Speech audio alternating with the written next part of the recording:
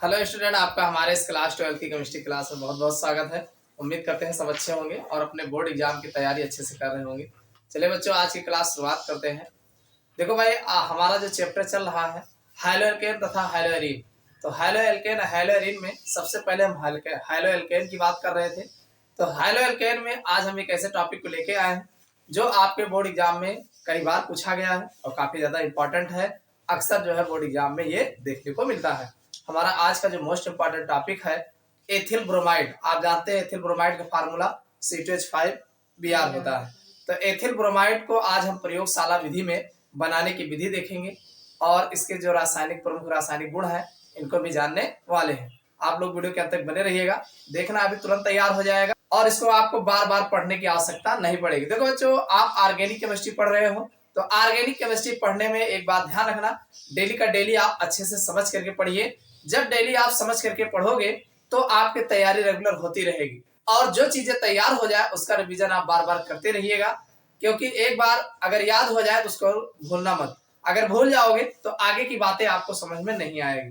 तो चलिए शुरू करते हैं आज की क्लास और देखते हैं कि प्रयोगशाला में एथिल ब्रोमाइड कैसे बनाए जाते हैं, इसका डायग्राम क्या है, सारी बातें हम ठीक से जानेंगे। देखो बच्चों, अगर हम बात करें प्रयोगशाला में एथिल ब्रोमाइड बनाने की विधि, तो इसमें जो आपके डायग्राम प्रयोग होगा इस तरीके का आपको देखने को मिलेगा। अब ये एथिल ब्रोमाइड प्रयोगशाला में बनाया कैसे जाता है, तो भाई इनमें तीन चीजें लगती हैं। क्या क्या लगता है? एक तो एथिल अल्कोहल लगेगा और दूसरा जो है KBr पोटेशियम ब्रोमाइड लगेगा और तीसरा सांद्र H2SO4 लगेगा।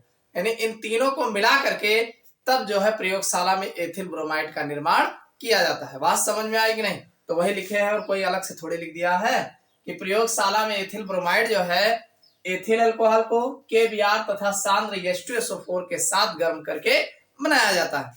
अब इसकी अभिक्रियाएं कैसी हैं, यानी अभिक्रिया कौन कौन सी है, तो चलिए इनमें कौन कौन सी अभिक्रियाएं होती हैं उनको जान लेते हैं। देखो, इसको आप मिलाने को तो एक मिला दोगे, लेकिन ये अपने हिसाब से अभिक्रिया करेगा और अभिक्रिया करके आपको एथिल ब्रोमाइड की वाष्प देता है। कैसे देता है, चलिए हम इसके अभिक्रियाएं देख लेते हैं। इसमें होता क्या है, जो पोटेशियम ब्रोमाइड होता है वो H2SO4 के साथ अभिक्रिया करता है। कैसे करता है भाई? पोटेशियम ब्रोमाइड हमारा KBr है, ठीक, ये जो है H2SO4 के साथ अभिक्रिया करता है और यहाँ पे भाई यहाँ का H यहाँ का Br, HBr मुक्त होता है। अब KHSO4 बनता है। क्या बनता है?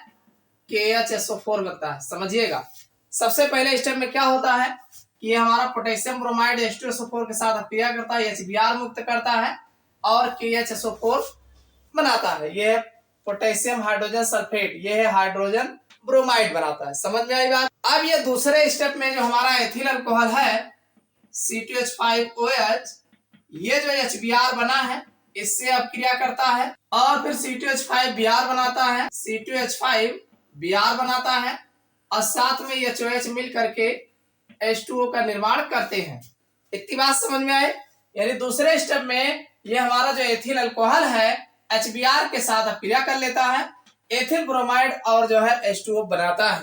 अगर इन दोनों रिएक्शनों को एक स्टेप में जानना चाहें तो इनको आप ओवरऑल इस तरीके से जोड़ करके बता सकते हैं। यानी C2H5OH plus KBr plus H2SO4 gives out, इधर रहेगा C2H5Br प्लस KHSO4 और प्लस H2O। यानी ओवरऑल दोनों रिएक्शन अगर देखोगे तो आपका ये एथिल अल्कोहल है, अच्छे से पता है एथिल अल्कोहल। ये आपका पोटेशियम ब्रोमाइड है, पोटेशियम ब्रोमाइड है, इसको जानते हो सल्फ्यूरिक एसिड है। यह आपका एथिल ब्रोमाइड है, ये पोटेशियम हाइड्रोजन सल्फेट है और ये जल है।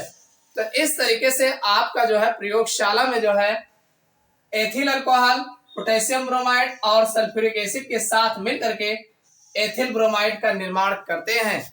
अब ध्यान सुनिएगा, इसको प्रोसेस कैसे लिखोगे, इसकी विधि कैसे लिखोगे, डायग्राम आपका इस तरीके से आपको देखने को मिलेगा। तो इसकी विधि ध्यान सुनिएगा। आप बताएंगे सर्वप्रथम प्रयोगशाला में एथिल ब्रोमाइड का निर्माण करने के लिए एक गोल पेंदी के फ्लास्क में, ये क्या है, ये राउंड बॉटम फ्लास्क है, इसे हम गोल पेंदी का फ्लास्क बोलते हैं। तो एक गोल पेंदी के फ्लास्क में 30 ml जो है सांद्र H2SO4 लेंगे। क्या क्या लेना है इसमें? 30 ml जो है H2SO4 लेना है और 40 ml जो है एथिल अल्कोहल लेना है। क्या लेना है? Ethyl alcohol. और जो पोटेशियम ब्रोमाइड है इसको 50 ग्राम लेना है। 50 ग्राम जो है केबीआर लेना है। ध्यान समझिएगा, इतनी बातें याद होनी चाहिए। आप बताएंगे कि एक गोल पेंदी के फ्लास्क में 30 ml H2SO4 तथा 40 ml एथिल अल्कोहल और 50 ग्राम केबीआर लेकर के मिश्रण को बालू उष्मक पर रख करके जो है धीरे धीरे गर्म करते हैं। समझ में आई बात?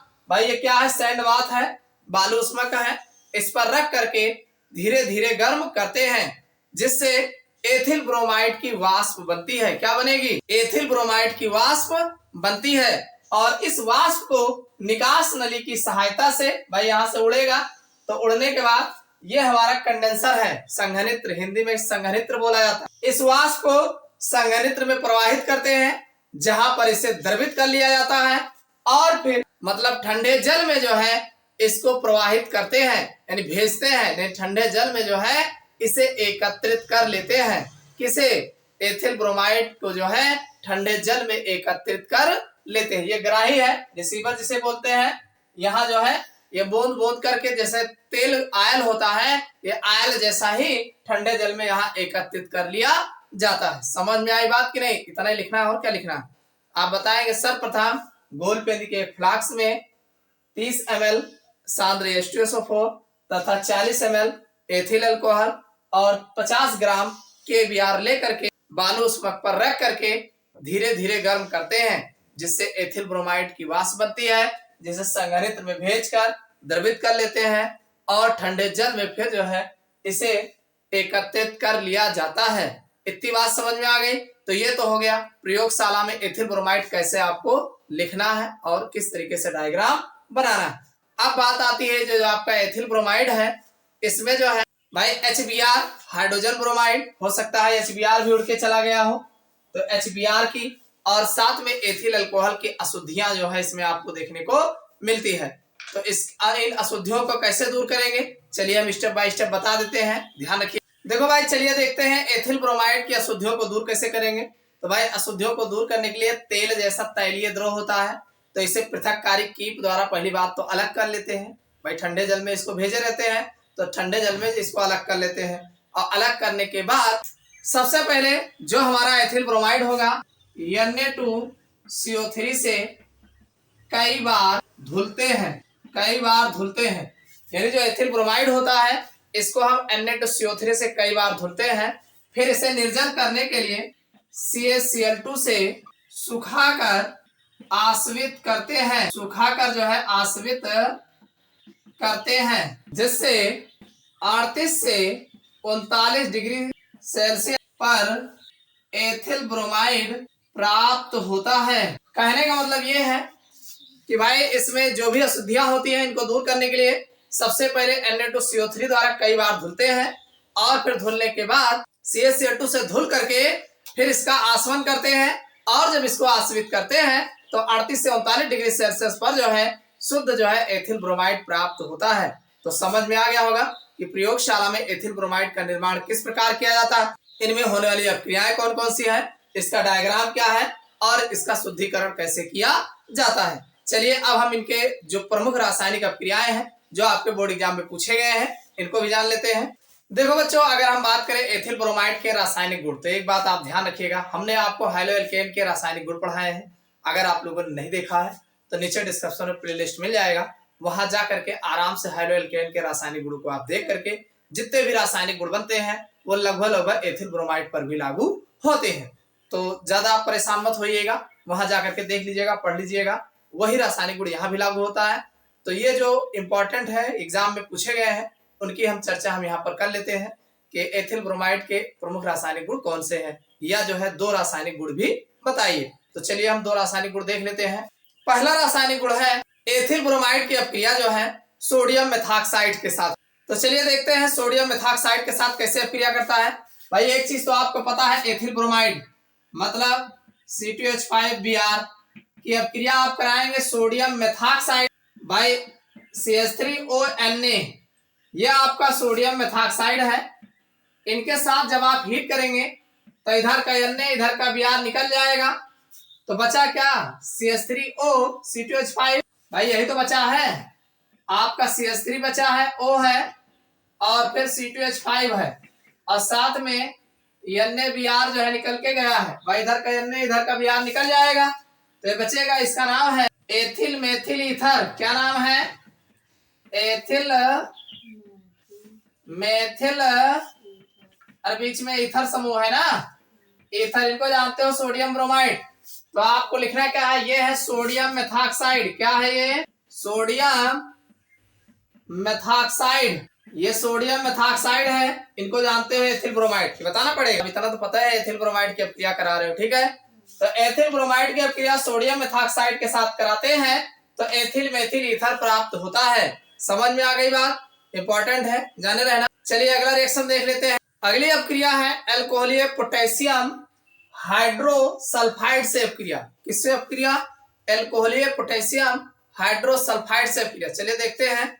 भाई आप एथिल ब्रोमाइड के रासायनिक गुण बता रहे हैं तो C2H5Br तो होगा ही होगा, पोटेशियम के है और हाइड्रोसल्फाइड, हाइड्रो H है, सल्फाइड H है, यस होगा KHS।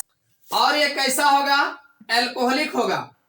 इनके साथ जब अपक्रिया कराएं तो भाई इसमें होगा क्या, देखो भाई यहां से Br यहाँ के लेके चला जाएगा KBr और एक हाइड्रोजन जो है ये लेकर के H2S बना लेगा तो हमारा बन जाएगा C2H4 बन जाएगा और साथ में KBr बन जाएगा और दूसरा जो बनेगा H2S बनेगा, H2S।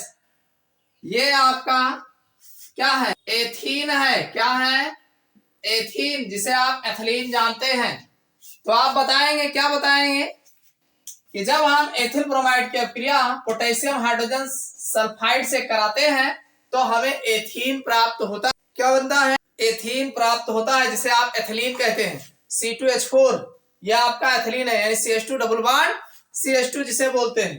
तो ये इसके दो इंपॉर्टेंट अपक्रियाएं जो है क्वेश्चन के साथ पूछे गए थे।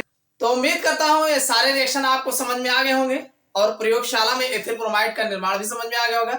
अगर और अदर रिएक्शन आप पढ़ना चाहते हैं तो केमिकल प्रॉपर्टीज हमने हैलो एल्केन के जो बताए हैं, यानी हैलो एल्केन के रासायनिक गुण हमने जो डिटेल से बताया है, वहां से आप कोई भी अपक्रिया लेकर के आप बता सकते हैं। तो ये तो काफी ज्यादा इंपॉर्टेंट थे, आपके बोर्ड एग्जाम में कई बार पूछा गया था। तो ये वीडियो आपको कैसा लगा कमेंट करके जरूर बताइएगा। चैनल पर नए हो सब्सक्राइब कर लेना। फिर मिलते हैं अगले क्लास में अगले टॉपिक के साथ।